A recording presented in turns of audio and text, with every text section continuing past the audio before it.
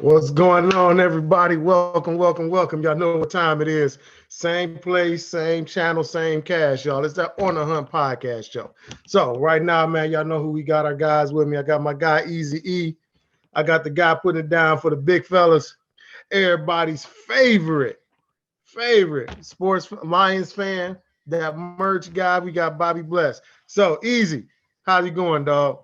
It is going very well, my friend. I'm definitely excited to be doing this show after 3 consecutive wins. That makes me feel great, and I can only imagine how excited Bobby Bless is. Bobby? Three. Well, remember on Sesame Street, one, two, three, No, what's up, everybody? I'm just excited. I'm too happy. Yeah, what's up with Reggie? Reggie here? What's up with Reggie? Man, 3 dubs. Yes, brother. I'm feeling good. Nate, how you feeling? Man, listen, man. We are all blessed, man. If everybody paid attention to our Inside Our Den last week, we touched on a lot of important issues, a lot of men issues, a lot of bonding issues as far as family. So y'all, we had a great time. I'm blessed to be here. So that was our intro, y'all. Now y'all know what time it is. Right now, we're finna go ahead. And now I'm going to talk about our sponsorships. So if people have, hopefully great people have been paying attention the last couple of weeks, we have been having sponsorships. We have been having people that go ahead and, pick a segment that they want to do. So right now, same thing goes. Nothing's changed. It's $100 an episode. If you want to sponsor this entire episode number 15, hey, 100 dineros. So simple. That means, hey, you are part of the planning team. Hey, it pretty much is your show, but not really. But we will give you 5 mentions throughout the show. We will make sure that everybody knows that you are part. Your business is growing. You are being heard. You are being seen. We're going to work for you. No ifs, no ands, no buts about it. Hey, I promise you, you will get more time on this show than you are with a Super Bowl commercial. So, hey, and it's about a couple million cheaper too. But, so now, if you want to go ahead, you want to appear on the show. If you want to appear, you want to be part of our planning sessions, you want to see what it is to be a part of the On the Hunt team behind the scenes, $60. And guess what? You will be a part of that. You can. Oh, I'm sorry. It's $80. I'm so sorry. Hey, y'all, you know what I say? Blame it on the alcohol. It's all right, big dog. It's all right, big dog. So to appear on the show, y'all, it's $80, man. You are a part of the show with us. You will be a part of the cast. We will go through. We will plan the show together. You'll be part of us. You will be sitting up here. You'll have one of these highlighted boxes. You'll be sitting up here with us. Hey, super simple. Like on tic-tac-toe, get you a box. You can be an X or an O. So then, if you want to sponsor, stay away from that, Elijah, because yeah. No. Now, and then, if y'all just want to sponsor a segment, if it's whatever if it's putting it down for the big fellas, if it's by the numbers, if it's, Bobby's merchandise inside the den, or hey, hey, if you want to sponsor one of the segments where Elijah goes on this tangent and gives us one of those heartwarming life stories, you can do that. You can come up with a name for that. You can do that segment, man. If you be like, hey, I ain't heard one of these stories from Elijah in a while. Guess what? You can sponsor that. You can come up with your name, and I promise you, Elijah will have no problem with that. So, hey, that's what it's going to be. But now we're going to go ahead, man, and get started with our contest. I'm going to turn it over to that boy, Easy. All right. So, hey, we got 2 different contests we are doing today. We're wrapping up our contest from last week, and then we are finding out who wins the fleece. Now, here's the deal. We were trying to give away a Barry Sanders canvas. We thought Barry Sanders had won the Barry Sanders canvas, but then Barry Sanders did not get in touch with Bobby. So, therefore, Damn. Okay, we are respinning for that prize that Bobby is showing you right now. Let me pin him so you can see what that looks like, just to remind you. Okay, so that is going to be spun for here in a second.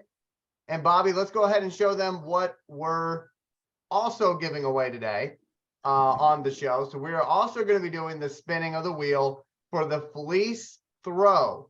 And let me tell you, the fleece throw had over 200 comments on it. So kudos to everybody that watches the show, supports the show. We love you. We appreciate the support. And I think right now is the perfect time for me to stop my video and we'll get going here because we have got so much to do. All right. So let me go ahead and get this wheel up on the screen for you. This first wheel that you're going to see is for the Barry Sanders canvas. I'm going to make sure, I believe my volume is up and ready to go. That way you can hear all the fun sound effects. And Nate, give me a 3, 2, 1. 3, 2, 1, spin the wheel.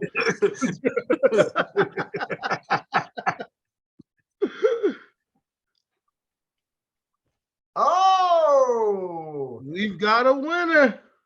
Yeah, Winfrey. Well, hey, that's my guy I met at the Lions game.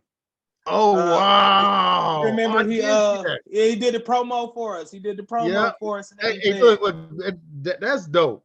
He do the So promo. that's He dope. gets He on the looked wheel Adam, and Bobby Bless has got gets a that message canvas. for you.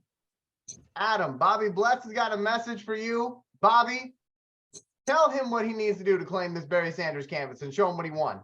Well, Adam, all you got to do is just inbox me, brother, and just send me your information, and I'll make sure it get to you. I probably won't be able to even think about sending it out till probably Monday or so, just to let you know. But I will make sure you do get it. It's just with the holidays coming up, I got a lot of stuff going on and probably won't be able to make it to the post office till Monday. But my brother, I will make sure you get your Barry Sanders in a timely fashion, and I will can't wait to get your message, brother. All right, so that is the Barry Sanders canvas. We have figured that one out. Now, here's the deal, okay? There are very few things in life that unify us, all right? And one thing that's going to unify us this week is everybody and their brother is going to be rooting against a particular On the Hunt podcast fan named Vinyl Horror, who commented over 200 times Listen, on the video last week. Okay, so when you see this is the first time we've actually even highlighted a guy. exactly. Listen, he wanted this so bad. YouTube told him that you have reached your comment limit for one video. He created another profile just to make sure that he could beat you today. Okay, so much like Bill Belichick and Tom Brady, everybody on the hunt is rooting against this guy, but we'll see what happens because you're about to see this wheel. It is the flake tube is what it is. The flake tube. Okay, so here we go. Look at that thing. Look at that thing in all its glory. Now, I should tell you, there are a lot more respins on this wheel as well. So if it lands on a respin, that's exactly what we are going to do. Okay, so fingers crossed. We'll see what happens. Reggie, give me a 3, 2, 1, please. 3 big fellas. Putting it down. 2 big fellas. Leave it. Big fella. Go ahead and spin, my brother. Here we go. It's spinning. It's spinning. Can we get a respin? We do. Oh my goodness. All right. He just passed his name too. Oh, he's gonna be so mad. All right, here we go. Here we go. Bobby Bless, give me a 3, 2, 1. 3, 2, 1. Go. All right, here we go. We're spinning again. Second time we're spinning this wheel. Could we get another one? Yep. No way. We got another respin. Hey, man, this fleece, boy. Okay. All right. So here we go. Our third spin for this Detroit Lions fleece. I'm going to do it this time. 3, 2, 1. Here we go. Oh, it's spinning fast now. I'm getting a headache. Here we go. What do we got? What do we got? Oh no! No. Oh, Oh, the Brody. Oh, The Brody. Oh my goodness! That's After the all bro. of those comments, wow.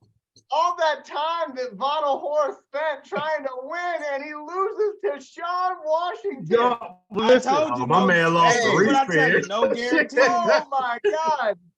And that No is guarantee. But why. listen, do you see how close it was to his name though? I Oh, think that man. was more irritating than the respin. It was literally this far from his name. Yeah. Oh, Well, so hey. Bobby Bless, talk to Sean. Talk to Sean. Big Sean, that's the bro. So, hey, you can message me. Let me know your info, big dog, and I'll make sure you get this, my man.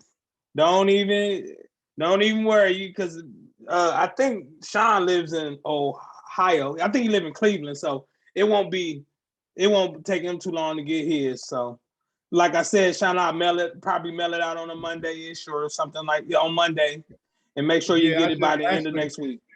Yeah, I just let him know that he won. I can't believe that though. 3 spins. Hey, listen. You might get some hate mail. You don't want to put the I damn respins on there. But listen, Yeah, I yeah. want to make sure Hey, I that tell you, everybody has the no opportunity. guarantees. No guarantees. That is why you play the game. Okay, that is why you play the game. So hey, again, That I was think it fun. was Honestly. Adam Emery who won the Barry Sanders canvas. Yeah. And then we got Sean Washington winning the fleece. Again, remember, folks, you have got 48 hours to get a hold of Bobby Bless. Otherwise, we spin it again. We're not holding it. It's not like Walmart layaway. We do not hold stuff for y'all. Okay. So Well, you oh got no, 48 hours, there is no more layaway. And 48 there is no hours. layaway.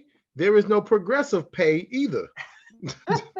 You got 48 hours to get a hold of Bobby Bless. So make sure that you do that. Right now, we're going to go 2-minute drill here, and we're going to go by the numbers with Reggie Funches. Remember, this segment, okay, is worth 5 points. So every comment or question you leave regarding this segment is worth 5 points. Reggie, take it away, my friend.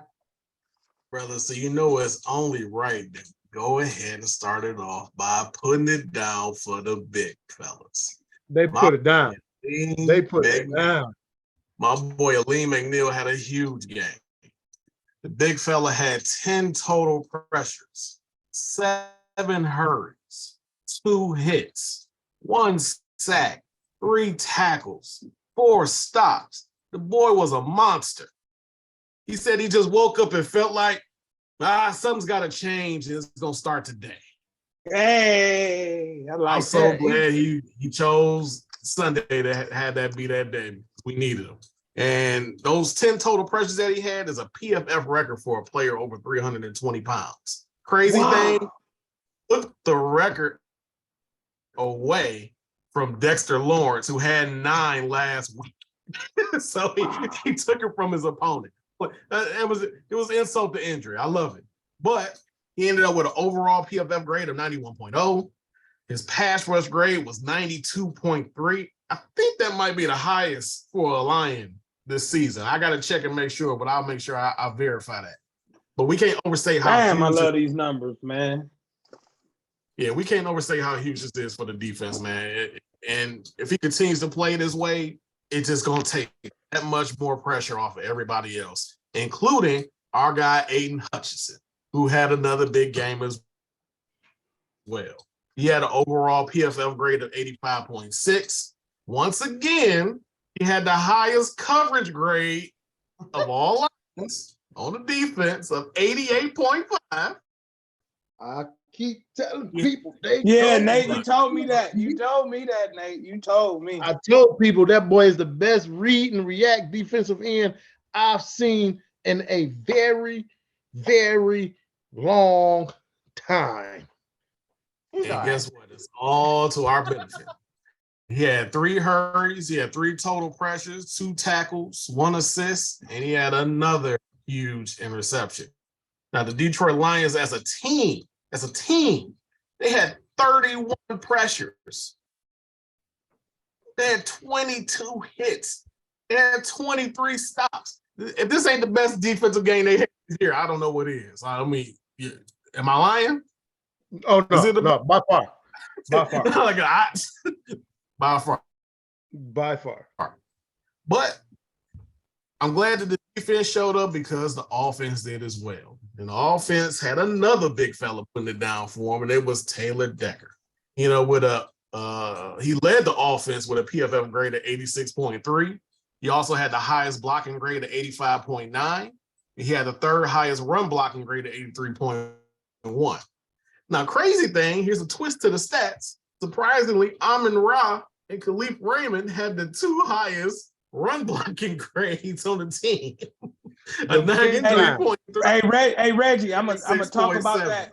I'm gonna talk about that very thing on when we do the impression of the game. I got a video of it. It's lovely. We're about to get to you in about 2 seconds, because that is an amazing stat, because it shows that these kids is ready to do their job. Blocking.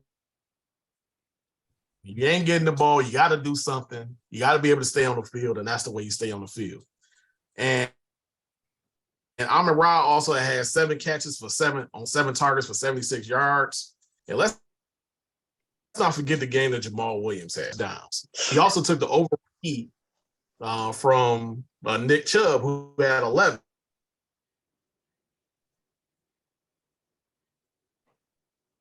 Dang. I think Reggie freezing up bad on him. But yeah, he did take the lead from Nick Chubb. To be actually, he has the So most. now the new total is 12 in the season, which Williams is the leader in the NFL. It sounded like he had narcolepsy. He was sleeping and then jumped up like. No. Well, I had to say. No. Yeah, you freezing up a little bit. You freezing up there a little bit, Reggie. Where'd y'all miss me? Where'd y'all miss me? Yeah, when you're talking about Amon-Ra, Jamal. So you're talking about St. Brown. Basically, he took the. Yeah, big dog, you chopping up real bad right now. Yeah, but he did take the overall lead from Nick Chubb. NFL lead from Nick Chubb, who had 11 touchdowns. Jamal has 12. He's the leader. Yeah. Yeah, Reg. Right now you're about chopped and screwed, buddy. No. Your new name is DJ Drama. You over there chopped and screwed. Yeah. How about now? We good? Nope. You chopped and screwed. We're getting better, my friend. We're getting better. See, he's so excited his computer can't keep up. It's like, oh my goodness.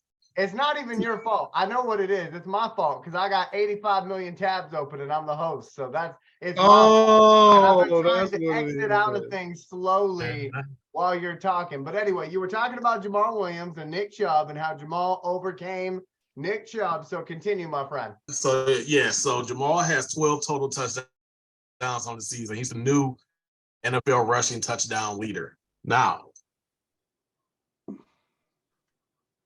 chopped and screwed. Yeah, man, he got a bad connection, I think. Honestly, if you look at Jamal around to get 20 touchdowns. Hey, Zapping Roger. Yeah, he might need to come in, go in, and come back out. Let's wrap it up. Okay. Yeah. No. You're bad, Reg. It's all bad. It's all bad. Okay. All right. So I see Reggie giving me the wrap it up signal. So okay, so let's move on here to impressions of the game. We're gonna head over to Bobby. And Bobby, I know you got some videos to play, so just give me 1 second while I make sure that I got my stuff together on my side. Brother. I think that's just let me know when you're ready. But the video is just going to show the difference in the culture, the mentality of this team. We used to be the team that beat 4 wide receiver set on 3rd and 1 running back. Now we got that power football. We got multiple tight ends now. We got the fullback in there now. And the main thing, though, we got actual physical receivers. They may not be speedsters, but them guys ain't running from no fight. And Kenny Galladay was physical too, though. Yeah, Galladay was physical, boy. Yeah, but Galladay was half corner though. But we already talked about that. Though. But anyway, but the guy. but the guys that we got now though, even like Khalif Raymond, like Reggie was talking about, St. Brown was talking about, them guys they ain't shying from contact, and each one of them receivers block better than the guy we sent to Minnesota. So we got a weak link off the field. Yeah, we got a weak link off the field, and I can actually see how physical this team is. And I don't know if you guys remember from episodes back when we first started, I was saying TJ Hawkinson will get called out from his blocking because all these other guys on the team hit. And I think now that he's gone, we got guys that's gonna come out there hitting them in the mouth, to be honest. And not only that, but just also like, you know, with the physicality, we hurting them other teams. Them Giant guys, they was falling like flies. They had 7 players get injured during that game. Yeah, 7 people, man. That's the whole man. That's the half of the team, or the half of the starters almost. So I like the physicality, and if I'm not mistaken, I seen an article. I can't remember who it was from, but it was a player that we played sometime this season. They said they've been hating to play the Lions since Dan Campbell got there because they are way more physical now. And I guess they're used to a cupcake cakewalk when it comes to physicality with us. But whenever you're ready to show that video, Elijah, I can actually put it into motion exactly what I'm talking about. Yeah, just give me 1 second here, my friend, as my internet is deciding to have some fun. So apparently 3 wheel spins is too much. The internet's like, whoa, what are you doing now? Anyway, so I'm going to stop my video here, and I'm going to hope that this will work with me. We'll see. So I'm going to stop my video. We'll go ahead and share the screen here, and hopefully this thing will work with me so that I can show what Bobby is trying to show y'all, because Bobby put a lot of hard work into this. So I think it is up on my screen now. And all I got to do is hit play again, but I'm gonna go full screen that way. Bobby can show you what he's talking about. So here we go, Bobby. Go ahead.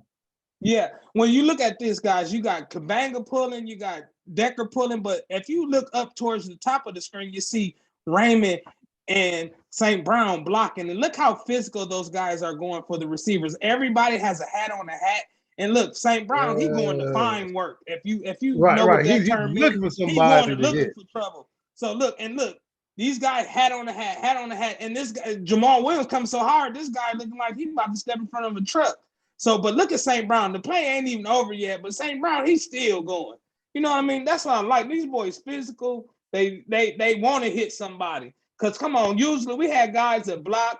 So as soon as they halfway done, they ready to just stand there. St. Brown said, okay, he got him. Let me go get somebody. He went to go get somebody. He found work. And that's just about the culture of the team.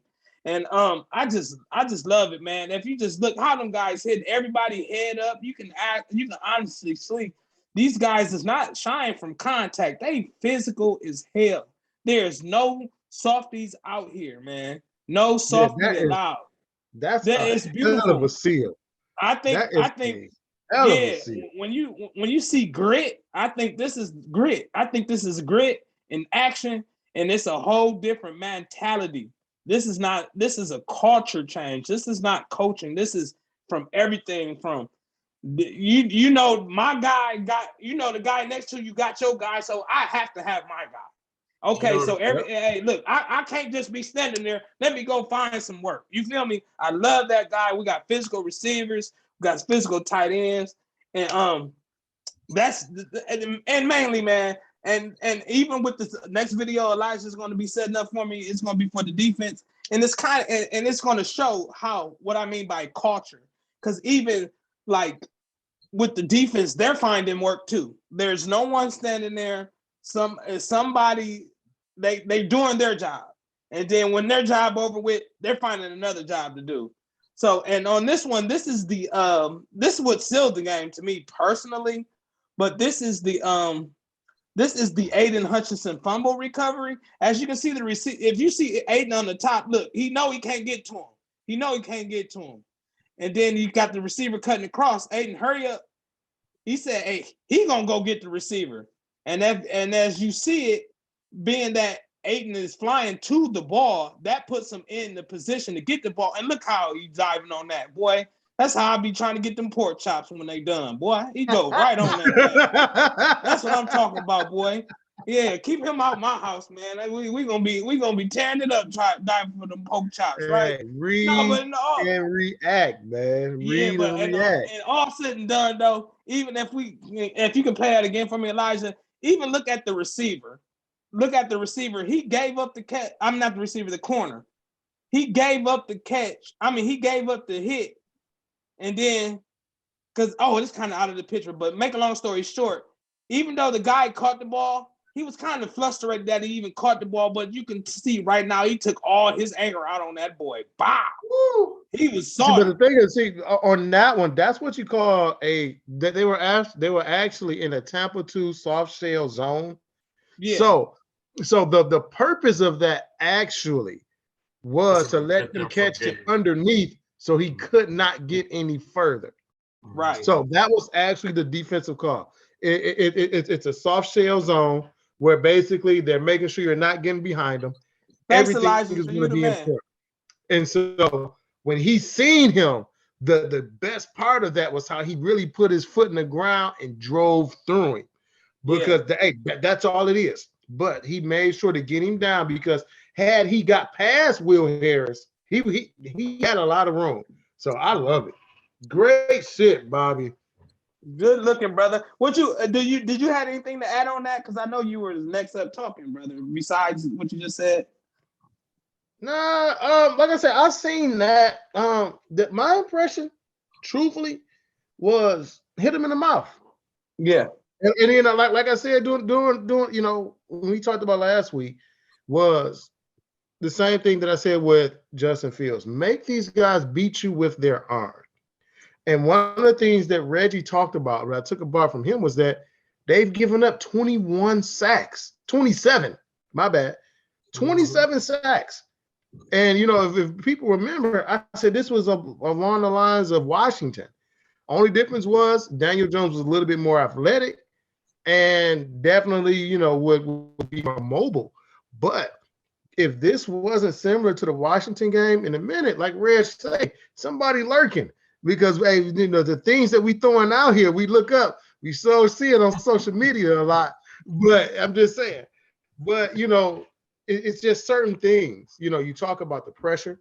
You talk about how bad that Giants offensive line played. If people even pay, the Giants benched 2 offensive linemen by the third quarter. 2. One of them was done by the second quarter. And that was all because of McNeil.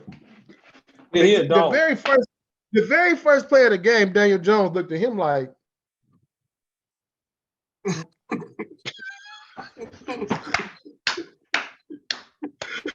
like, dog, do you need some milk?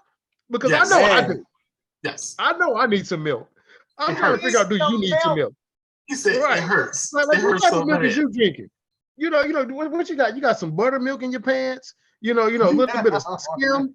Like what is it? You know, maybe you're a 2% guy, because whatever it is, you needed some. Man, you're lacking. So before lactose. Before Reggie goes, I just want to throw this out there to Reggie, because he worked so hard on his by the numbers segment. Now that I've got the tabs closed on my end, like, because that was my fault. Reggie, can you please finish your by the numbers and then give us your impressions? Because I want to make sure your hard work is heard on the show and not thrown away till next week, my friend. So no worries, brother. I appreciate it. The main thing I was saying is Jamal's gonna mess around and get 20 touchdowns before the end of the season. Hey, it's good. It's all good. If he keep it up, and the byproduct of that is the physicality that we're talking about. If this offensive line continues to control the trenches like they are, we're going to win a lot more games. But on the flip side, if Aleem McNeil and Aiden Hutchinson and that D-line continue to do what they're doing on the defense, controlling the trenches, we're going to win more games. And that's the whole thing that Dan Campbell's been trying to get this team to do, is to be more physical. And there's exactly what now we're starting to hear the rumors and the trickle coming out, like, dog, I don't like playing these dudes. Right. You know, the crazy part, he's only 3-0-0 away from his first 1,000-yard season. Yeah. And he can get it. Like we got. He's right there. He's literally right there from his first 1,000-yard season. You know what the crazy thing about that is, Nate? I think the other aspect of them being a physical team is the reason why we're seeing more Jamal than we are Swift. But then on top of that, Swift isn't healthy either. So I don't want to take it. I don't want to take it away from him. Well, because I get that. Scat back, man. He is scat back. I get that, anyway. But right now, Dan is saying, I'm about to pound y'all. Yeah, 100%. You pound you until. Yeah.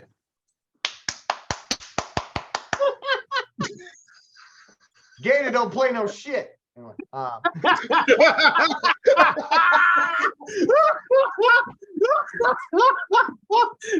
nothing about. He needs some walking around. He needs some walking around money. He needs some walking around money.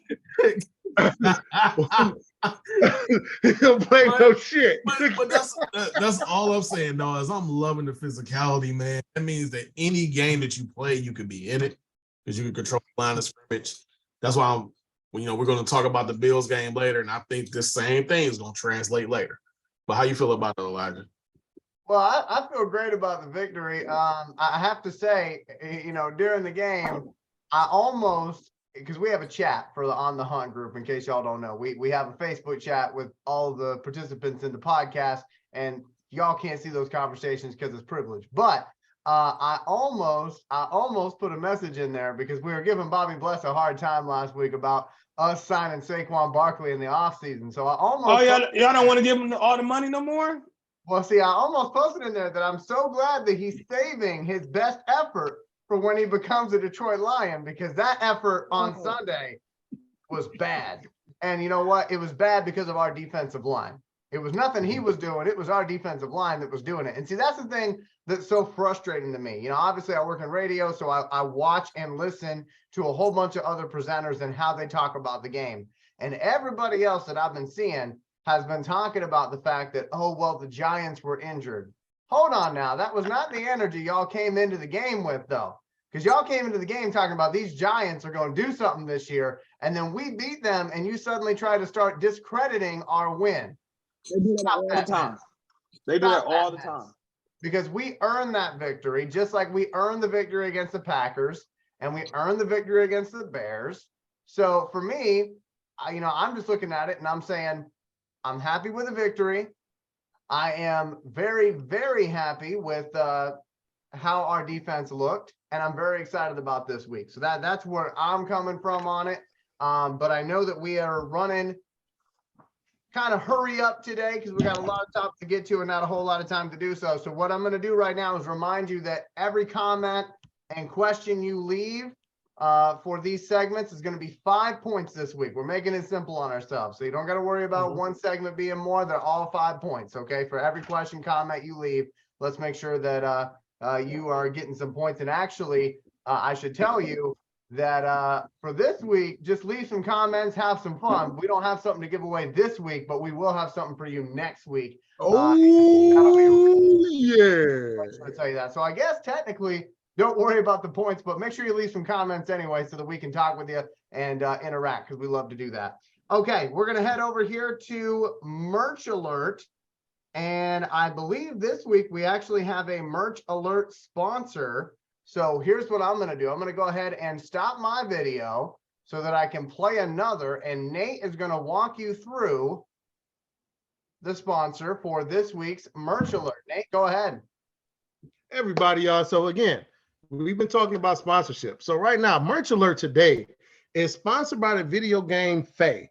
So for a lot of guys who may be gamers or, in that comic community, this is a tabletop, so, and for people who don't know, this is a comic book term, it's to guys like me. I'm like, what is that? A board game. But in the comic community, it is called a tabletop.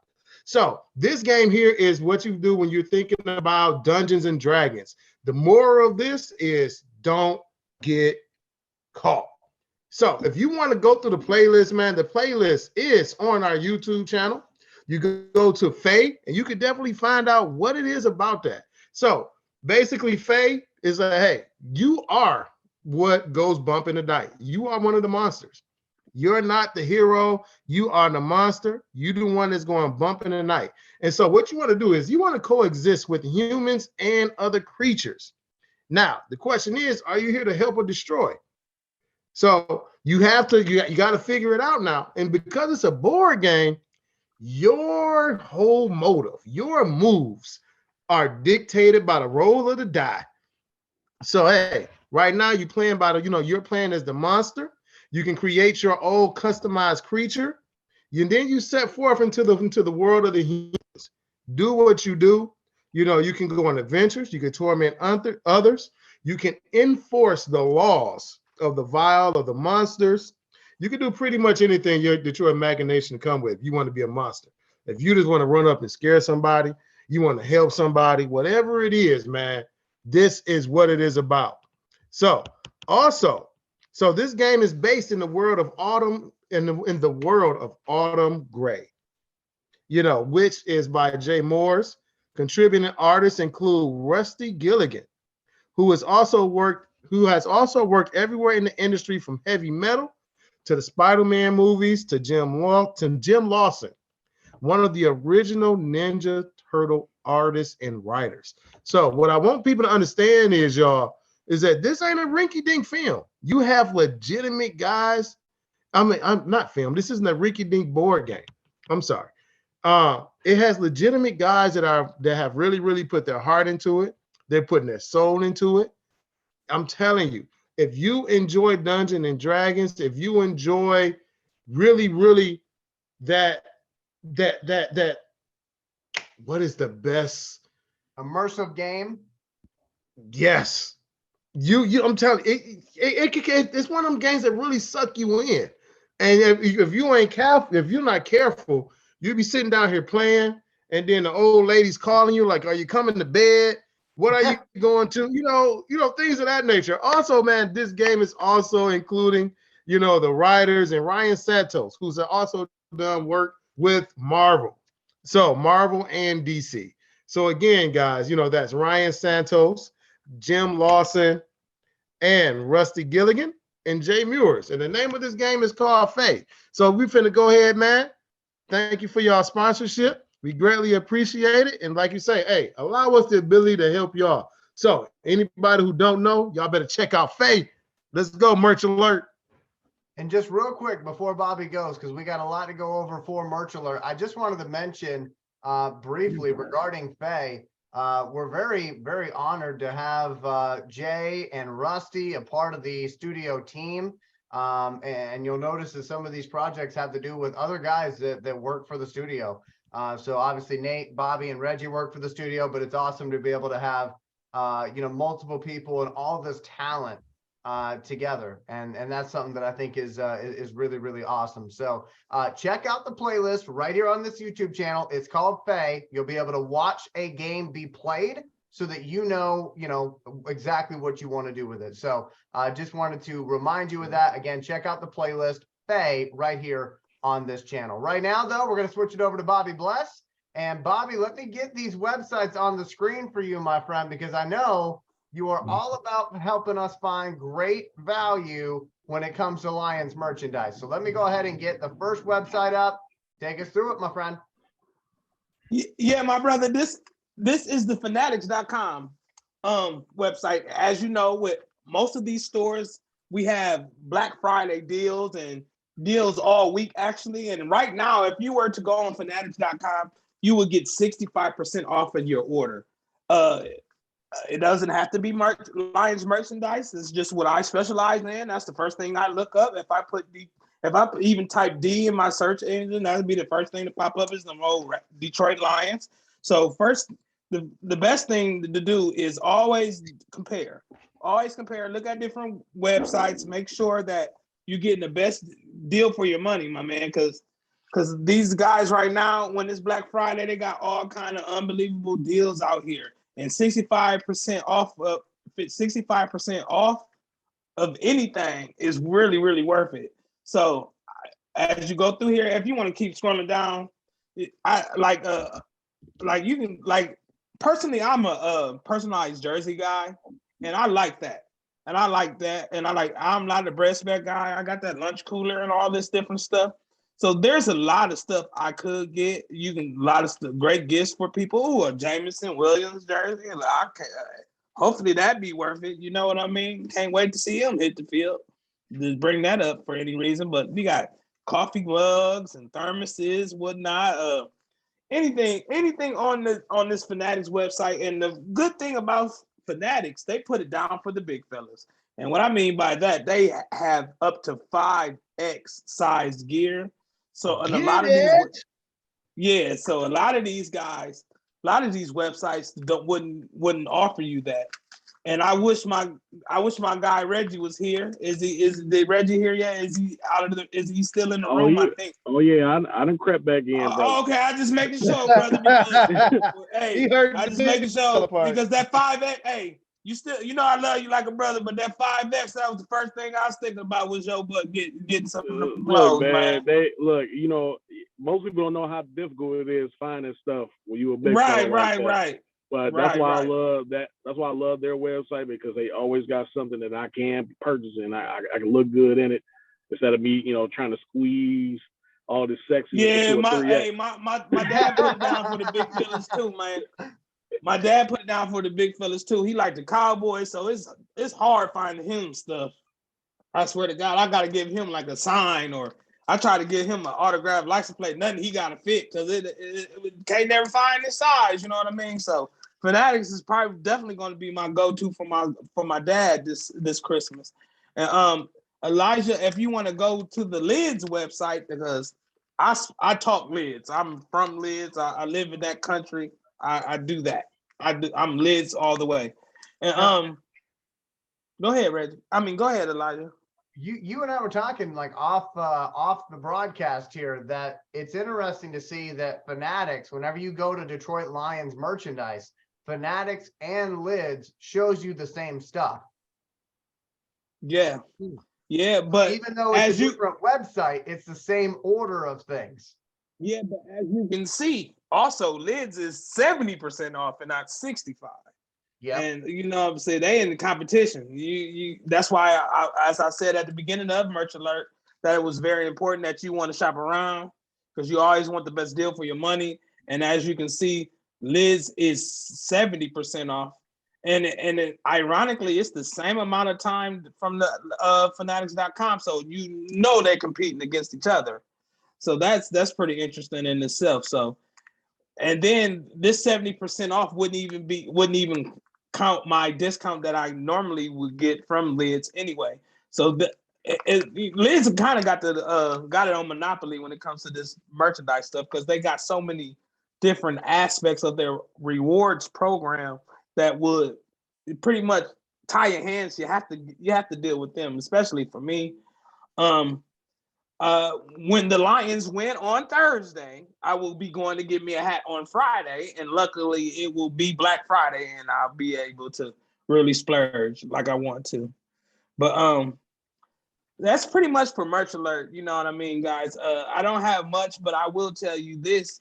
We're gonna have some merchandise next week that we're giving away for the contest. That's gonna be super duper big. So get your fingers ready, because that will probably gonna be full, Elijah. Where's the hat this week, my friend? Right here in my hand. We gotta see the new hat. Right here, brother. Ooh, look at that. Khaki. Ooh, Yeah, khaki brown, all white logo, crispy as hell, man. Hell yeah. Yeah, man. This week I got me a hat that was different from the team, because the team that showed up last Sunday, I ain't never seen them before. They had to leave so I had to do something different. You know what I mean? They had to leave from beginning to end. Dan Campbell was doing, taking field goals and that kind of stuff. The defense showed up, and that was my favorite game of the year so far, and I just can't wait to see what else is in store for us. I think it's time for Inside the Den, and my guy Nate is going to let me do it today, if I'm not mistaken. Yeah. And I appreciate it, before brother. we I'm gonna try to do as good as you. I'm gonna try to do as good as you. Hey, listen, man. Listen, if people don't know, man, Inside the Den can be so many different things. Inside the Den is truly about anything lion. Whether it be somebody you meet, whether it's something that you see at the field, it's all about being a lion. But before we get there, man, Inside the Den today will be sponsored by Seaway Valley Research. So up on the screen, we're going to put it up there.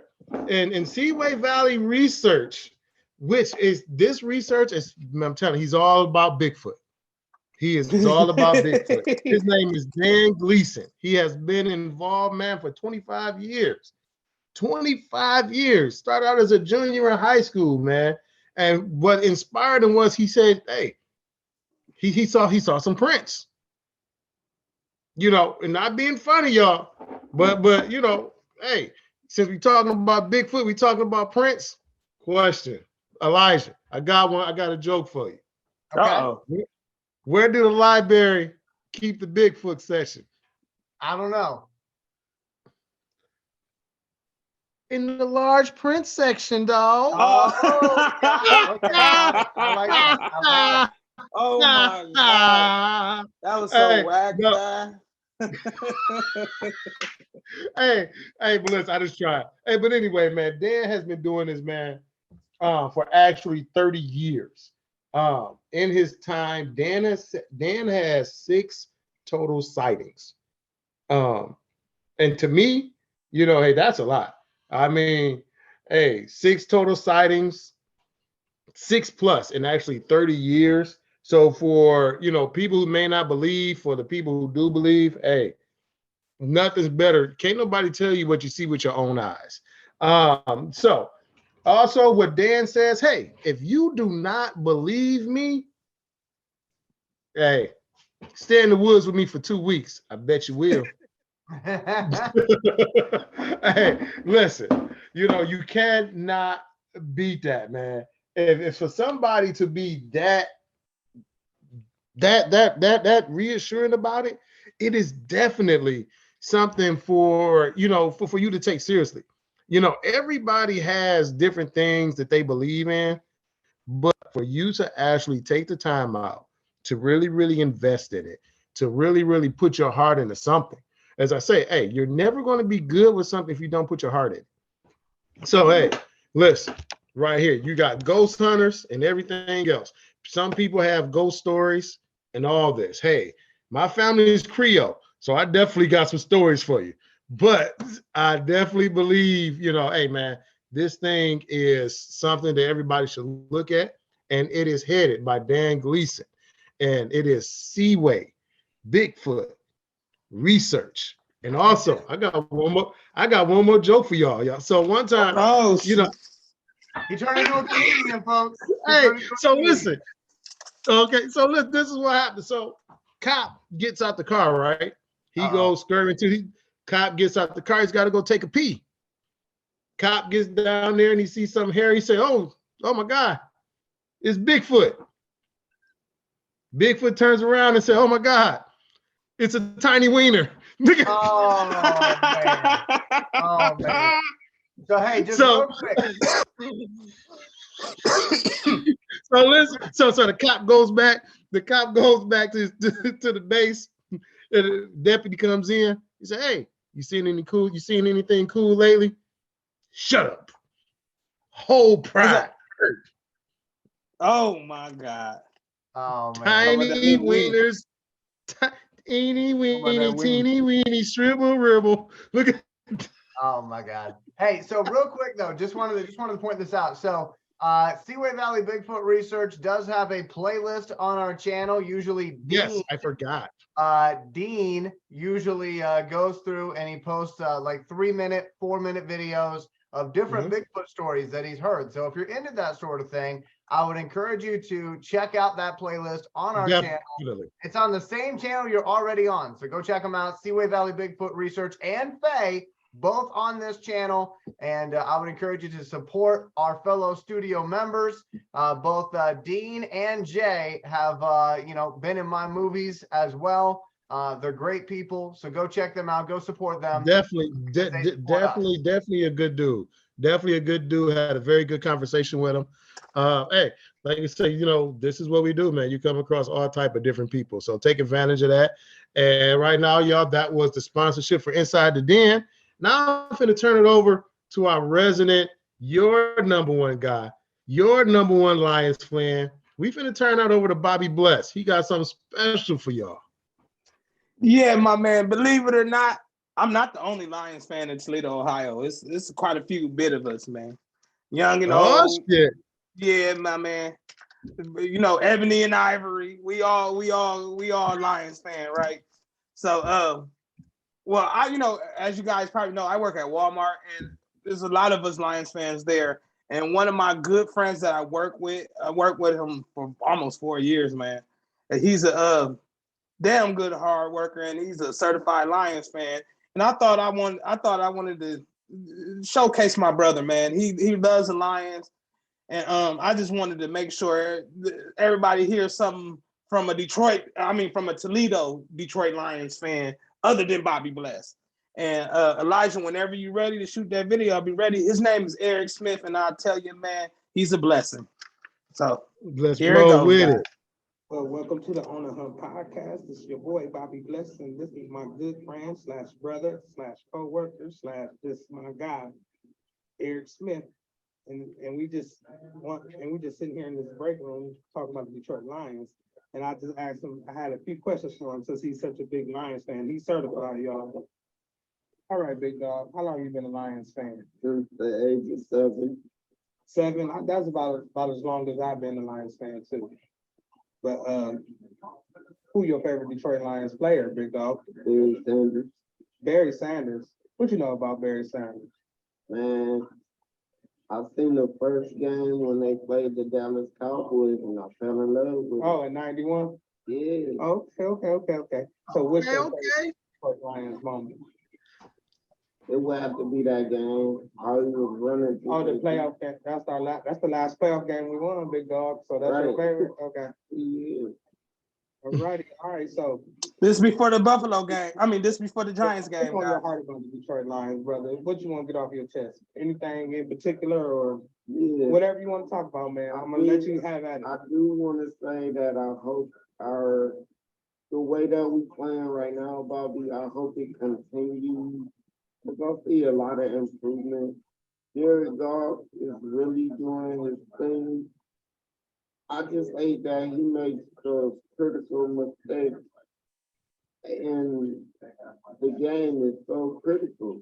Like, he might throw one interception, and you can't really do that when we're trying to go for wins. You know what I'm saying? Yeah, big dog. I know. He ain't perfect, but yeah, It's You not want him to- even that. you want him to do good. though. Right, it's not even that. The defense, they gotta step up and they gotta play sound defense for 60 minutes, no Okay. matter what. Well, I got one more question for you. This is an important question. Okay, it's 2 questions. Okay, do we make the playoffs? Is 1. And number 2, how we gonna make the playoffs? So what's gonna be the best part of our team that's gonna help us make the playoffs? I would have to say, since it's a two-part question, yes, we can, if we continue to play defense the way that they can play defense. And we might sneak in there as a wild card, but we also need a couple of other teams in the NFC, no matter if it's the Rams, the 49ers, or anybody else to take But the main thing is we gotta handle our business too, though, right? Right. We gotta continue to stay on the course and keep winning. These next 2 games against the Giants and Buffalo is gonna be our biggest test and challenge. Okay, well, big dog, we both gotta go back to work, so this is me and my boy E. Give a shout out to On the Hunt podcast for me, big dog. Y'all doing a great job. I love my big bro. You go through good work, bro. All right, Proud of you. Love you, bro. thanks, big dog. You're welcome, man. On the Hunt, we out. Yeah, that's my love it. yeah, that's my guy, I man. love Eric, it. Eric Smith, man. I'm telling you, man, he's the hardest working dude in Walmart. And he makes sure he come to talk to me every day, man. I could be down like hell, and I hear him with his motivation. I always tell him, man, you know what, man?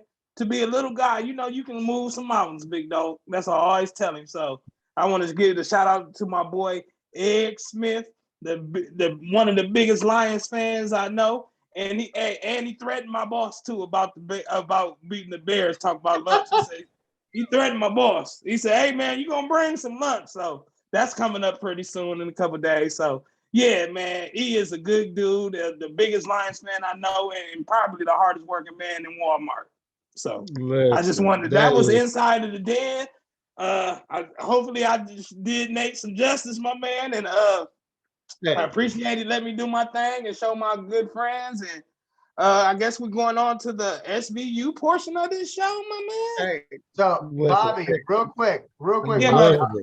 I just wanted to say to Bobby, you know, as somebody who does interviews all the time, that was a great interview, man. Like people, He did good. People for real? underestimate how hard it is to come up with questions on the fly so that you can continue a natural sounding conversation. So I got to give it up for Bobby Bless right now. Oh, thank you, That man. that was a great interview, my friend. That was Coming a great from Elijah, that mean I did something, man. I thank you, that was brother. a great interview, man. All right, so now we can get back to the silliness. Nate, SVU, SBA, let's do it. Stupid boy. So first we're gonna start with the stupid boy. Okay. You know, we had a guy, man, on the verge of history. He's been itching to do this. The game is on the line. You know, the game is close. You got the momentum. There's a couple of guys, man, you do not kick to. You did not kick to Mel Gray. You did not kick to Dion. You did not kick to Devin Hester, and you cannot kick to Cordero Patterson. Oh my God! You So like helping them. Man, You trying to help him. The Bears special team coach, you get that donkey. My bad. You get that stupid boy award for allowing him to make history and steal all your momentum. Because if you don't know, hey, Mo is a very fickle guy. That Mo will come and go quick. So man, Cordero Patterson took that to the crib. They didn't even touch him, did they? They didn't even touch him, did they? Listen, he was gone. But you know the kicker is he did it right after he fumbled the ball and they had scored. Oh, I didn't know that. Really. So he was pissed. It was no way you were supposed to kick that man the ball. It was no way. So now it's time for that SVU. Hey, Big E, cue that theme music. Oh shit. Squad.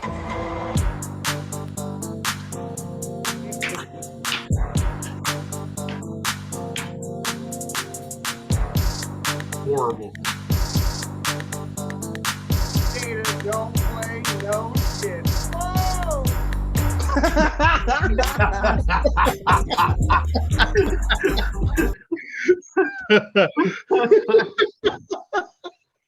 So man, y'all stupid, our SVU, man, listen, we got a dual award. Them boys got a 2-for-1 special. We got two guys in one game. Poor guy named Daniel Jones was running for his life the whole game. If it was not Aleem McNeil, it was Hayden Hutchinson. And if it wasn't Aiden Hutchinson, it was Kaminsky. It was Julian Oguara. Listen, that boy was running around like a woman looking at a spider web. He was getting it. he was getting on. And then his counterpart, Saquon, then you came into this game leading the league in rushing. You definitely was a special victim. Because I mean, dog, it was one play. I seen 7 Lions and 1 They was lineman on him. for the They Giants. was on him. They Dog, was on him. Brian Baldinger, he was sitting there. He was like, "Can Saquon get some help?" It was 7 Lions and 1 offensive lineman sitting there looking at him like, "Better you than me." So Man. our special victim is it goes to that dual award. It goes to Daniel Jones and Saquon Barkley. Sorry, dog, but you got to get that SVU. Damn, y'all trying to give him all the money last week.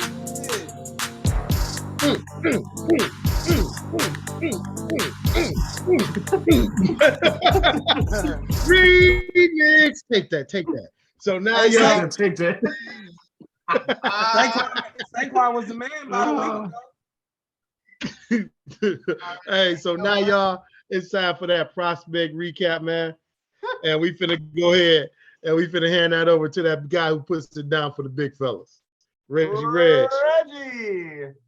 So our big fella from last week was Jerzon Newton, who had a big game that was on his docket against Michigan.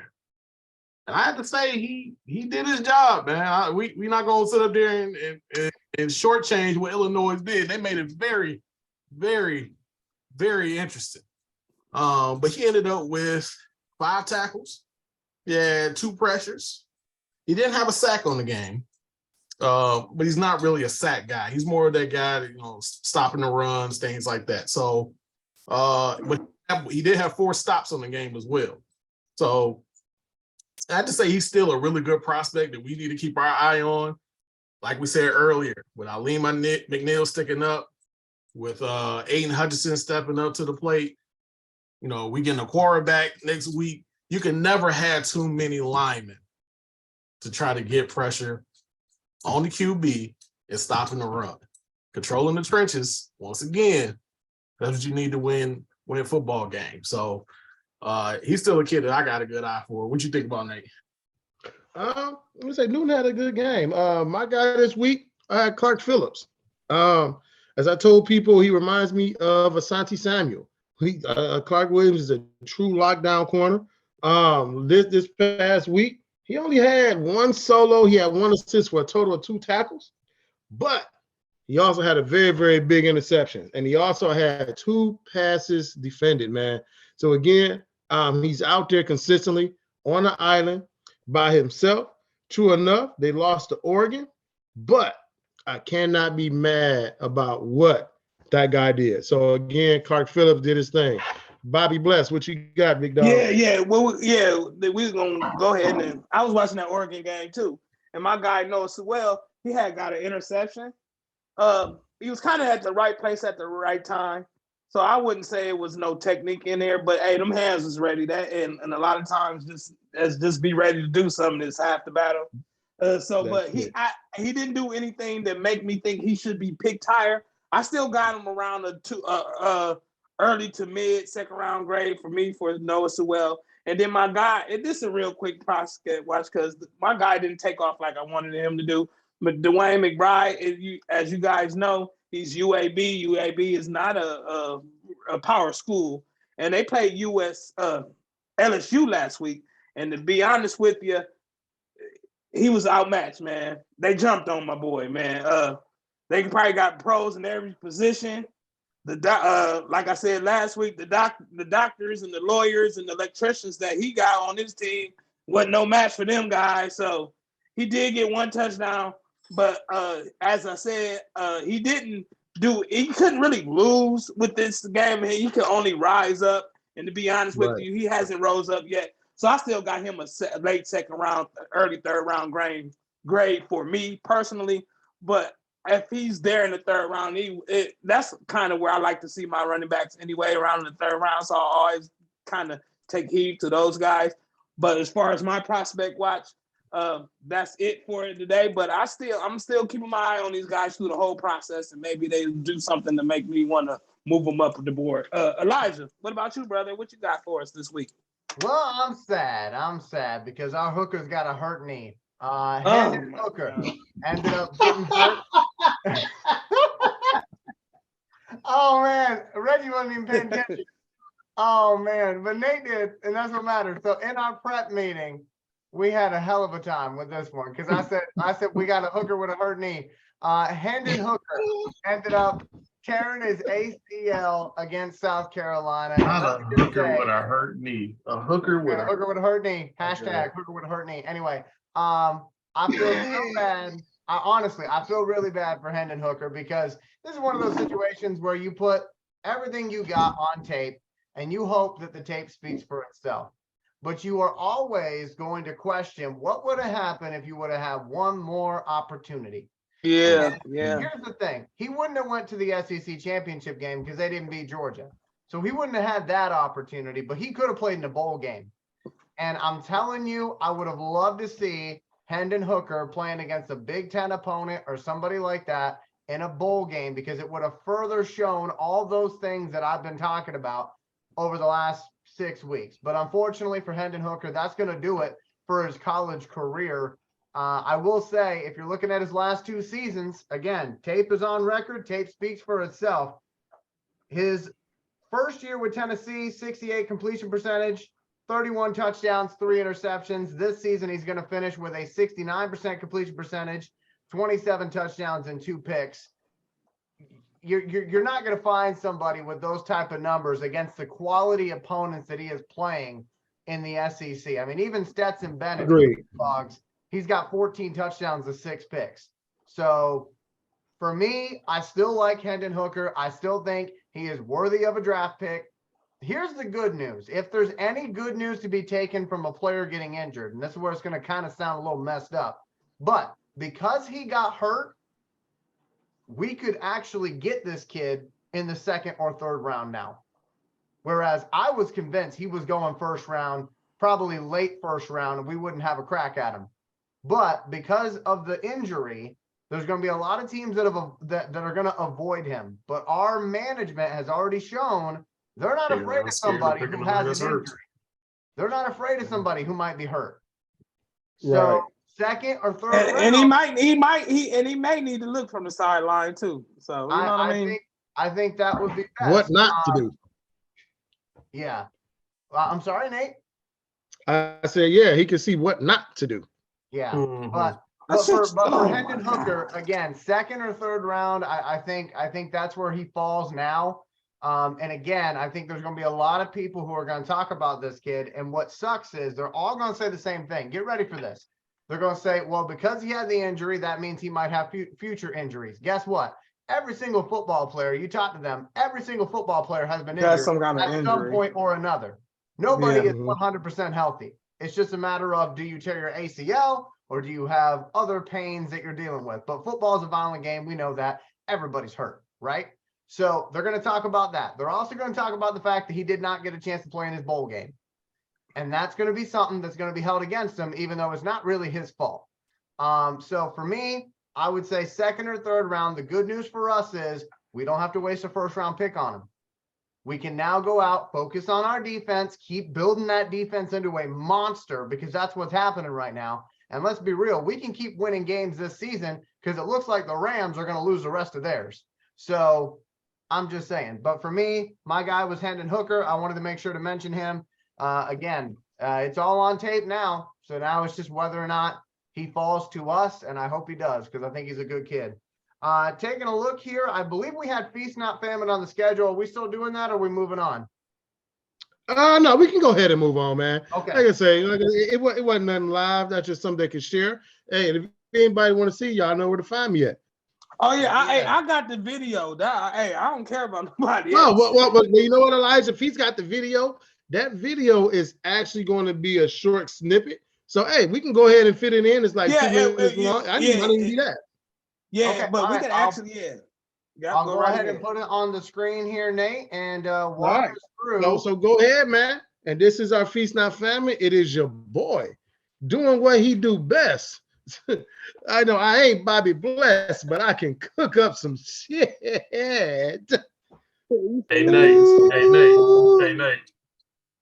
Nate, you got to walk us through it because there's no audio, my friend. Hey, listen. You gotta smell it through the screen.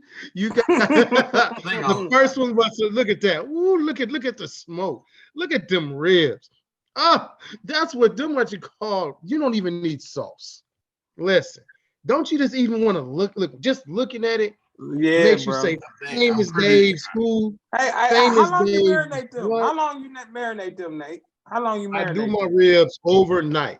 I actually have some right now, which is up there marinate. I marinate them overnight. I throw them on the grill in the morning.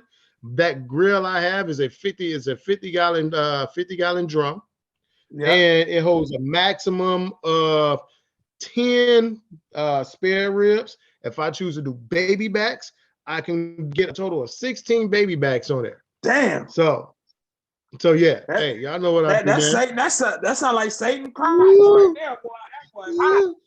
I think I just drooled a little bit. I got a white drool on my shirt. Hey, look. I can get my Shakira on when looking at them. Man. Yeah, hey, Nate don't play around in that kitchen for sure. Okay, so we're going to go into our preview of the Bills because we're running out of time. And, well, here's the deal. Everybody's got a minute, okay? Everyone's got a minute for the preview of the Bills. I know that's a long team to have to try to fit into a minute, but we'll try. Nate, you got a minute, my friend. You are the only one on the screen. Take it away. Man, it's simple. We talked about it.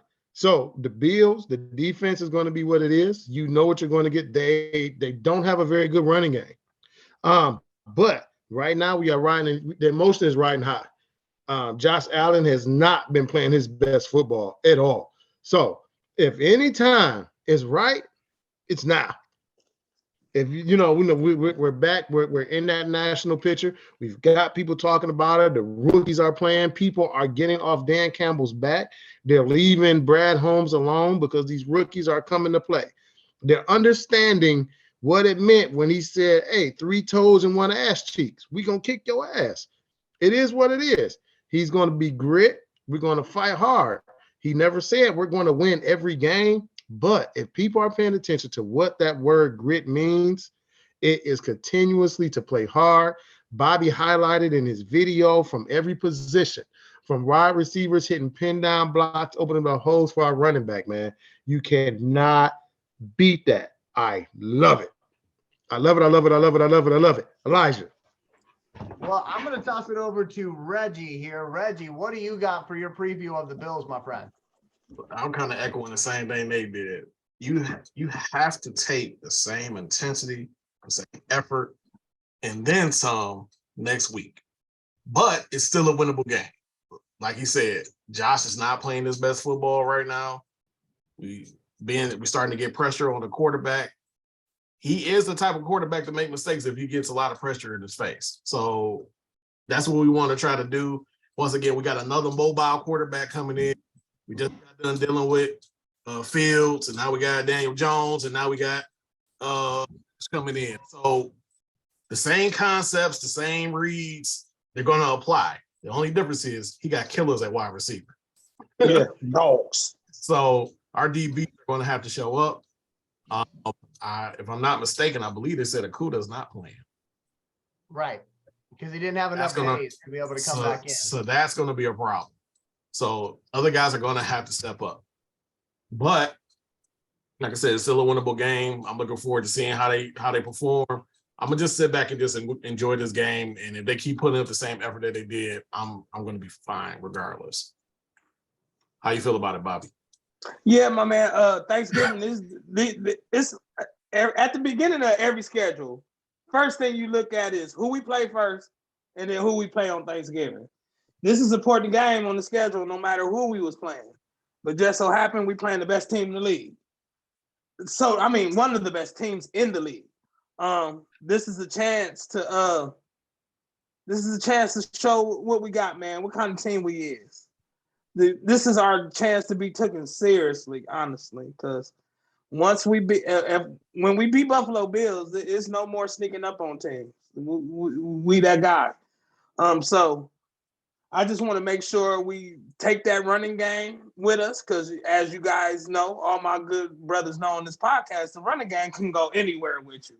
So we need that running game to keep Josh Allen and them off that field. But I'm not so worried about Josh Allen as far as mobile because of this per se.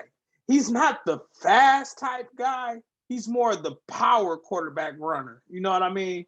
And if he do that too much, he gonna be hurt fucking with us. So I hope they don't be running a whole bunch of quarterback powers with him, because he ain't gonna finish the game the way them boys hitting. But as far as like Reggie said, them damn receivers, boy, they ain't playing around. Even they tight end good. So I just want to make sure this is really gonna be on Aaron Glenn, and see how they're gonna come up with a defense to protect these guys, especially on the back end, because we bear a tooth back there.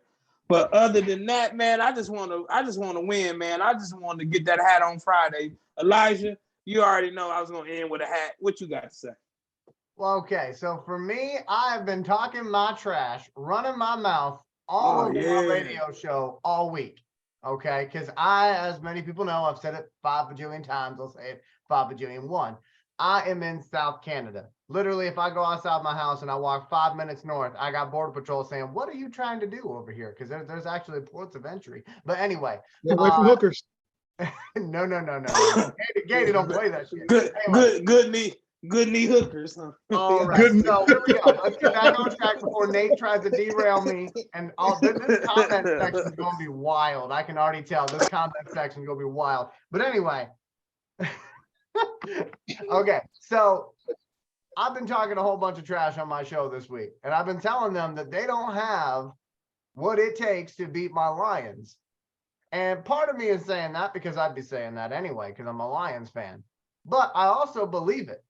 I believe it because when we went into that game against the Giants, the Lions knew that if the Giants were going to have success, they were going to have to do it through Saquon Barkley. And our defense held him to an average of 1.5 yards a carry. To put that in perspective, I'm a big fella. If I fall down, okay, I made more yards falling down than Saquon Barkley did on average. Damn. So his check won't be blank for the Lions now? Well, I mean, we're working with accounting on that, but we're gonna figure it out. But anyway, my point is we could use some coupons, 65% off. Anyway, the thing with the Bills is, and I've been saying this to everybody up here in Bills Mafia land, they've got the receivers, they've got the quarterback, but what they don't have is they don't have a running back. They don't have that guy. And for whatever reason, they're content letting Josh Allen be quarterback / running back for them. He gonna get fucked up. And that's going to work for a little while. But when the injuries start mounting up, as they will and already have, that's going to be a problem for them. So for the Lions, what I want to see is I want to see them come out and be aggressive. I want to see them putting pressure on him. Don't worry about the back end of our defense. Pressure him. Because if you can get to him before he can see downfield, we're good. But if you let him sit back there and pick us apart, that's going to be a problem. As we already know, Okudah won't be there because he didn't have enough days to get healthy for this game. Damn it, Tua. Shit, that's Tua. The other thing that I wanted to mention, and I feel like this is important, as I'm sure many people are going to tell me this is not important, but it is. For a lot of our team, this is their first Thanksgiving playing for the Detroit Lions.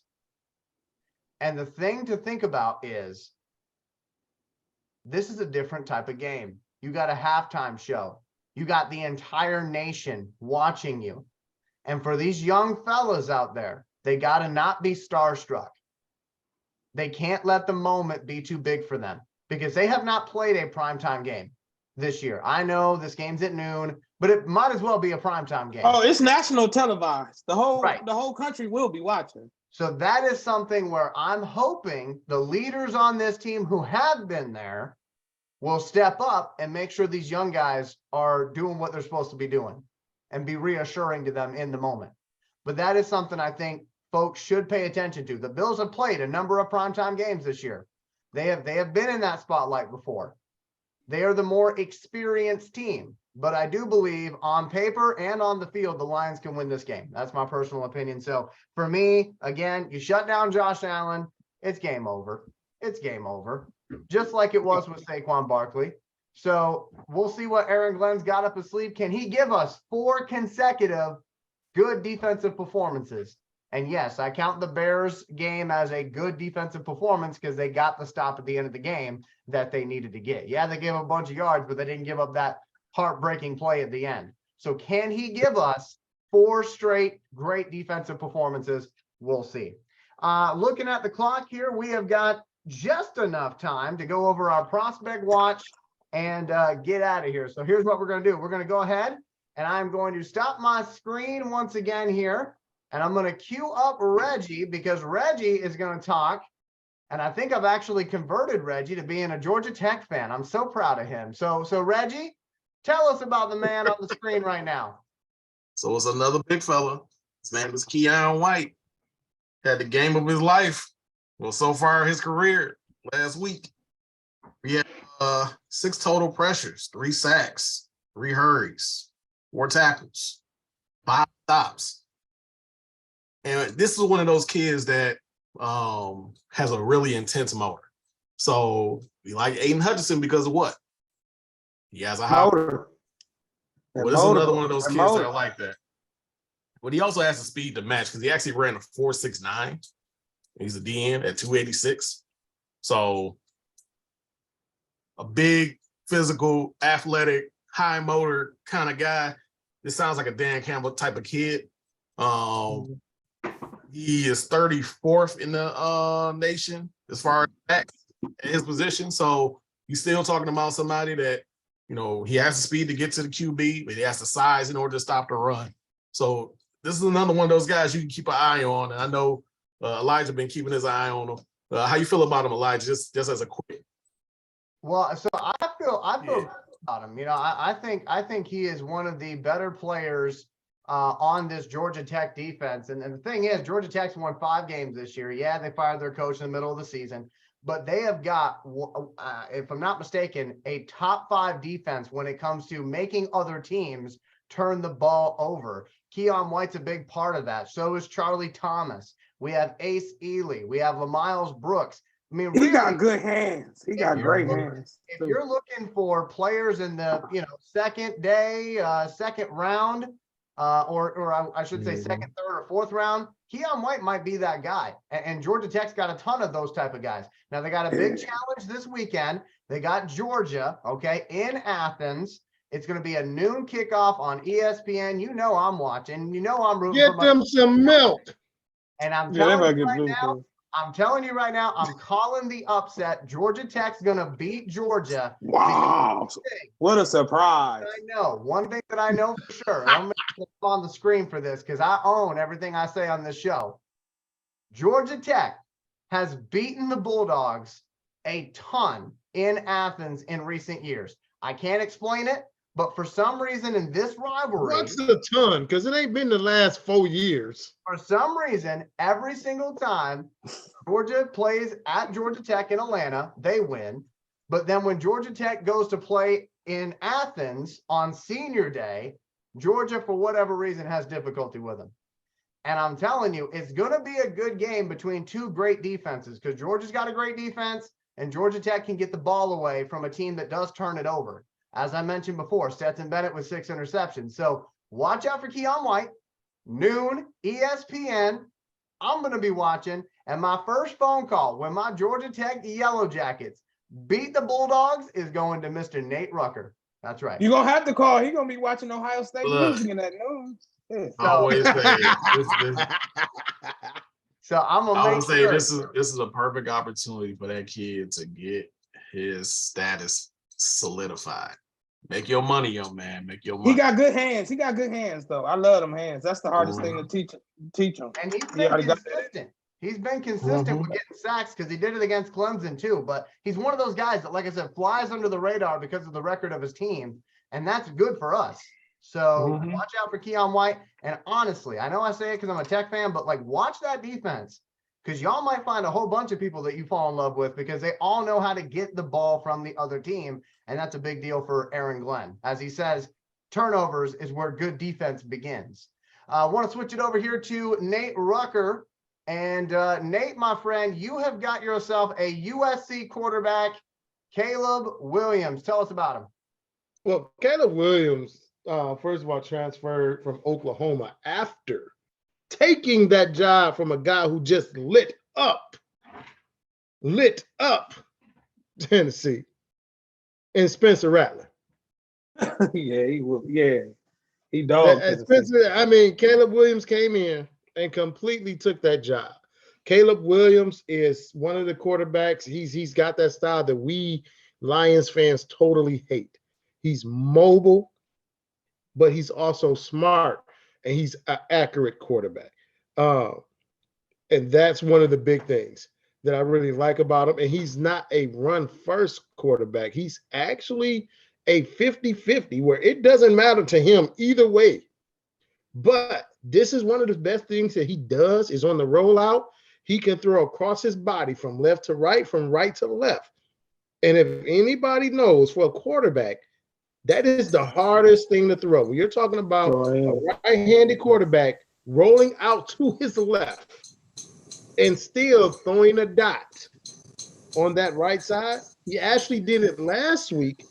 But the kicker to that, he's been doing it so long, he actually did that during the playoff game in high school.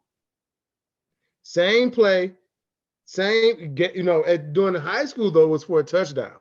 Last week, it was for a first down. But he does it a lot. And that's one of the things that we talk about is ball placement. We talk about different type of angles and your versatility quarterback. So he doesn't just have to beat you with his leg going one direction. He can go either way. So Caleb Williams, definitely a guy to watch out for. So we're going to see what they do.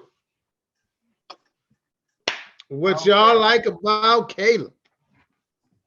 All right. So for Caleb, I want to make sure that this video actually gets on the screen. I thought it was on the screen while I was talking, but I guess not. No, it was not. But it's okay. I'm a good narrator. Apparently, Zoom has had a mind today, so I'm gonna blame it on the computer because why not? Okay, so Nate, I'm gonna have this going while I talk about him. So I like Caleb Williams. I think he's an interesting quarterback. The only thing that gives me a little bit of heartburn, I guess you would say, is the fact that he's playing at USC. And again, we talked about this a few weeks ago. When it came to the Ohio State quarterback, that for me, I look at tradition. Traditionally speaking, USC quarterbacks have not made it in the NFL going back since the year 2000. For whatever reason, they look great in college and they don't translate. But Carson Palmer was good. He's a little different because he did come from Oklahoma. And so you've been able to see him play against those Pac-10 schools, or I should say Pac-12 schools, and those Big 12 schools. So you've seen him against two different types of defenses. And I think that'll benefit him when it comes draft time. I also think that USC winning the games that they're winning might even get himself a Heisman now that Hendon Hooker is out. So, because I don't think Hendon Hooker wins now that he's got the torn ACL. But Caleb Williams, he put on a performance against UCLA, and I like the guy. Reggie, what do you think about Caleb Williams? I'm just looking at the overall stats, man. Almost 3,500 yards passing in 12 games, 33 touchdowns, only 3 picks on the season. And he showed up against some pretty good teams. And like you said, last week he did put on the show, 470 yards, 2 touchdowns. Like you said, USC quarterbacks always kind of give you pause. Wait, what? They only give you pause, not balls. Pause. Not for kids. Not for kids. I'm about to hit that button again. But it's one of the things where, is he better than golf? Yes. He would be better than golf. Because I see it ball. Yeah. He actually, and golf has a noodle arm. Mm-hmm. We need a guy who's able to stretch the field, because we've got Jamison Williams. So you got a guy that's going to run that 4-2, who's going to take the top off the defense. But what's the point and having a guy that has the ability to take the top off the defense if the quarterback is going to underthrow him every time. Right. And I'm looking at it right now. His average depth of throw this year is 10, so 10 yards. Mm-hmm. That's not that bad though. 10 yards. It's not bad. No, because remember, but it might be a says byproduct average. of the offense. Yeah. 10 yards ain't that bad. Yeah. If anybody knows anything about the offense at USC, they run a lot of slants. You know, it's a lot of slants. It's just a lot of quick outs. They run a lot of sprint outs. They also run a lot of screens. So his average is going to be lower than anything, but his longest of the year is 70-something yards. You know, so you know when you're talking about his arm strength, you know, like I say, he's got the arm strength. You know, it's one of the things that they talked about Malik Willis last year. They talked about Malik Willis. They talked about his average completion. Plus, he played at Liberty, but then he goes into the combine and he's throwing deep balls at 75 yards. Mm-hmm. You know, as we know, the only thing Jared Goff can throw for 75 yards is nothing. Y'all so fucked up, man. Hey, I mean, he can strap it to a rocket and then light it. he gonna use. He can get hurt and end up on the cart, and they can take him 75 yards to the medical tent. But that's about it. Golfing 75 yards. I mean, even him, if he attempted to throw something like that, I would puke. Instant time. He's going to Amazon next day it to Jamison Williamson. Man, that was good. Hey, Elijah, that was a good. He's definitely gonna need rotator. He's gonna need rotator prime arm. Dog, that arm is terrible. I'm telling you, he's definitely gonna need Tommy John. If he attempts to throw the ball that far, he's gonna need Tommy John. Easy. You know what? You know who else had a situation? I'm about to say we had one situation like that. Okay, Luffy. Tua last year. He reduced Waddle to possession receiver. He was throwing horribly. But this is the thing. You seen what Tua had coming out of Alabama.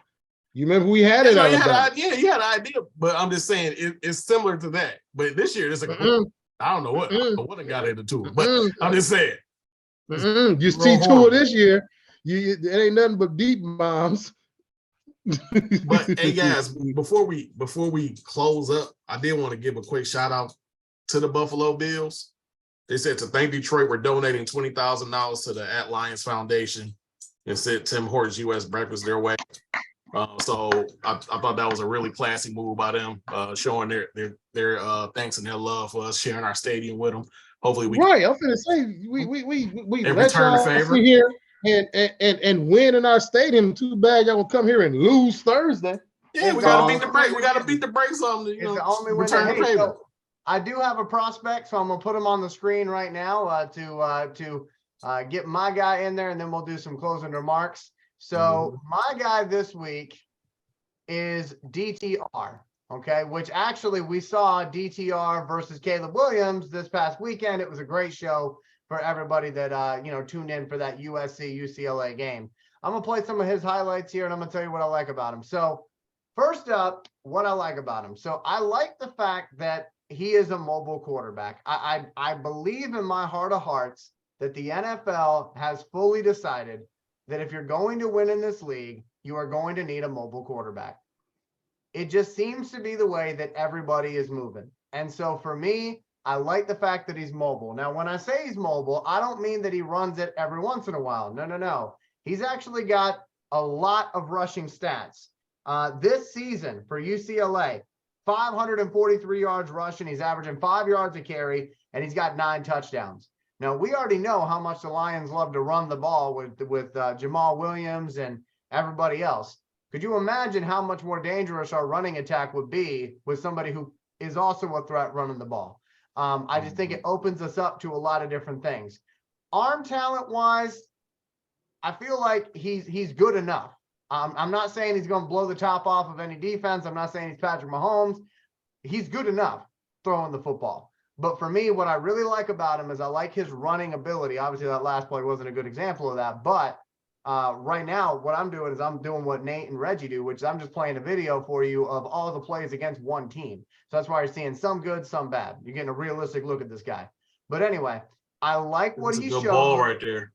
I like what he shows running the ball, and even more so, and this is just the off the field stuff. The man is loyal. He is so loyal to his team. Now, here's what I mean by this. Chip Kelly has been kind of going through it at UCLA. For folks who said, Chip Kelly, I haven't heard that name in a long time. Yeah, he's been at UCLA as their head coach. And there were some years where UCLA wasn't very good with DTR there. And DTR could have chose to leave like every other kid in college football does, but he chose to stick it out.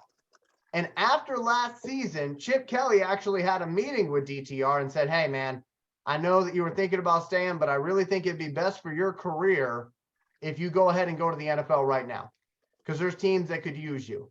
And you know what he said to Chip Kelly? He said, this team is more important to me. I want to make sure that you're set up for after I graduate. And that to me is rare. You don't see that much anymore. And after that USC game, they kept showing shot after shot after shot of this man in tears, because that's how much that game meant to him. And for somebody like me, that means the world. Yeah. I want that in my quarterback. I want somebody who wants to win that badly, that they're not just going to go up to the podium after the game and say what everybody thinks they're going to say. They're not reading off of a script. They actually have emotions. And so I like that from DTR. I think he's probably a second day pick just because of the fact of, his size and other things that people are going to come up with to discredit him, plus the other quarterbacks that are currently in the class. But look, if we don't get Hendon Hooker, I'd be perfectly fine getting DTR. Reggie, what do you think about DTR? I agree as well. The kid last year, he had an average depth of throw of 10.6, so he can throw the ball. It's not a problem. He doesn't turn the ball over like that either. He's got 6 picks last year. He got 7 this year, but he's throwing more. He has a 69.4 completion percentage this year. So not only is accurate. Yeah, he's accurate. He's accurate. And anybody that has the wrinkle of mobility, we just got to hear what Dan Campbell had to say about quarterbacks. And every single one of them that he named was a mobile quarterback. Jalen Hurts. Hey, did Lamar y'all see that quick snippet? Did you see where it says Zach Charbonnet, 6 rushes, 64 yards? Leave Zach alone. Hey, Zach is my guy. Hey, I know. I love to draft Zach Charbonnet. So, hey, I had to slide that one in there. But, this is another one of those situations where, is he better than Goff? Can he be better than Goff? I think he could be. I think he's somebody that a lot of people are not looking at because, again, he doesn't play in the SEC. And whether people want to admit it or not, when they see that Pac-12 thing, the scouts always talk about there's no defenses in that Pac-12. That's what they always say. I'm not saying they're right, but that's what they always say to discredit Pac-12 quarterbacks. Well, they're going to score 50 points a game because that's, they're not playing against anybody. Same thing with Big 12 teams. It's like if they're not SEC, they don't matter to scouts. But anyway, I think they're overlooking DTR. I think he's a good kid. I think he's loyal as hell. And I love that. I want that. The kid's got 10,000 yards throwing for UCLA. Yeah, but he needs some tape. He needs some tape of coming from the center though. Because all them shotgun plays ain't gonna cut it. Yeah, it's not. That's his only thing that I think even scouts have talked about is him being under center. If anybody knows about Michigan staff, the reason why Michigan was actually, he was going to go to Michigan. But they had Coach Frey, who was the quarterback coach, and the offensive coordinator left Michigan and went to UCLA. And DTR went right with him. DRT, I'm sorry, went right with him. So, I mean, he's done good for his career collegiately, but I mean, when you're thinking about him coming out, you're going to have to compare him to guys like Justin Fields. You know, is he a better prospect than Justin Fields coming out? Because Justin Fields be didn't do honest, too much though, under center either. It's one of those difficult things. Like, do you want that to be your future guy? Is that the investment that you want to take? Are you gonna take him over other QBs that are available in this draft? That'll be the only thing I would kind of throw out there. But so for me, just to kind of answer that, Reggie, just real quick, and I know we got to get into closing remarks here, but for me, what I would say is I would draft, if he's around, I would draft DTR second day. Okay. Because the worst thing that happens is you have him as a backup quarterback. And the thing is like, I don't ever want to be in the situation that we were this preseason, where we had both guys who were both ass. Okay. And I don't say that a whole lot, but they were just not very good. Okay. Yeah. So for me, worst thing that happens, you put him as a pick, and then maybe you end up putting a package in for him. We've seen teams do that in the past. And here's the other thing, team that we all hate, the Green Bay Packers. You know what they used to do, which nobody really does anymore? They would draft a quarterback, and then if they put their ass on the bench. If they didn't use him, they'd trade him away and they'd get capital for him. Aaron Brooks used to be on the Green Bay bench. He went and started for the Saints. Matt Hasselbeck was on the bench for the Packers, went and started for the Seahawks and a couple other teams. I believe it was Ty Detmer was another one that was drafted. And because Brett Favre, who off the field is kind of a jackass, but because of Brett Favre and his playing and his consistency playing, those guys literally sat there, and then whenever they got traded, Green Bay got picks for it. And I would love to see the Lions be able to do that with their backup quarterback position. Have somebody that's good enough to step in if they need to, but also give yourself the ability to maybe have something of value that you can trade away that's not a starter. Matt freaking Flynn. Yep, Matt Flynn, another one. Yep. But like I said, that's what I would do if it came down to DTR. I'm not saying he's my number one guy, but I'm saying second day, you got a 4th or 5th round pick on the guy. I don't see why you don't take that chance, because at the very least, you're going to have yourself a capable backup who can do different things than your starter can. And it might open up more opportunities for you. We got to go to closing remarks here because I am running late. So, Bobby, closing remarks for you. I'm like a waitress. I just caught Bobby with his mouth full. Yeah. No remarks. Fuck the Bills. Look, put it in the bank. Look, piggy bank. Detroit Lion piggy bank. No, fuck the Bills, man. I just want to win. Who next? Reggie, closing remarks, my friend. Like, I want to see the same effort.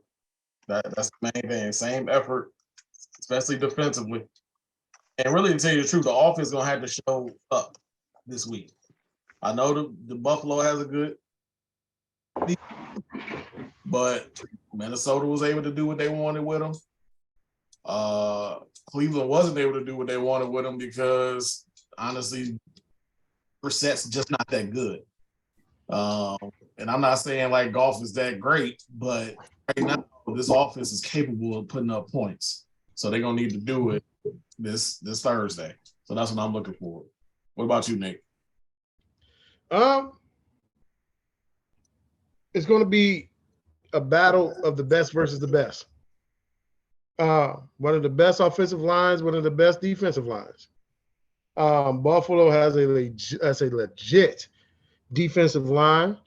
We're going to be without Okudah, so we won't see Okudah versus Diggs.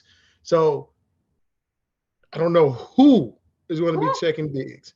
I don't know. Hutchinson. I know one goddamn thing. It better not be that SBA. It better not be SBA. It better not be SBA. If they put a Warrior over there, man, I'm turning the TV off.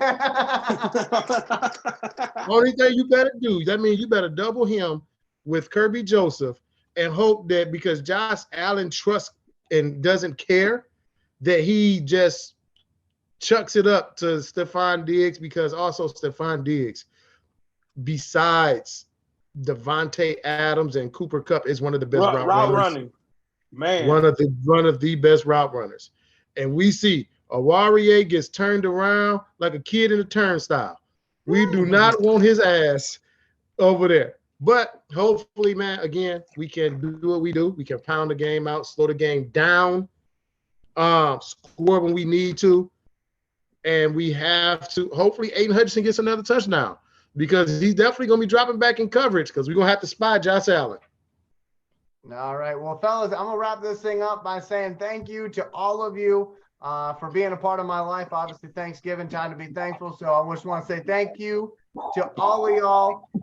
Thanks, Elijah. You done taught us so much, man.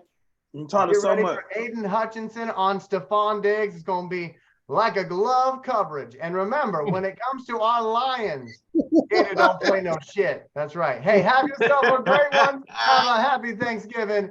Go Lions. Beat the Bills. Talk to y'all later.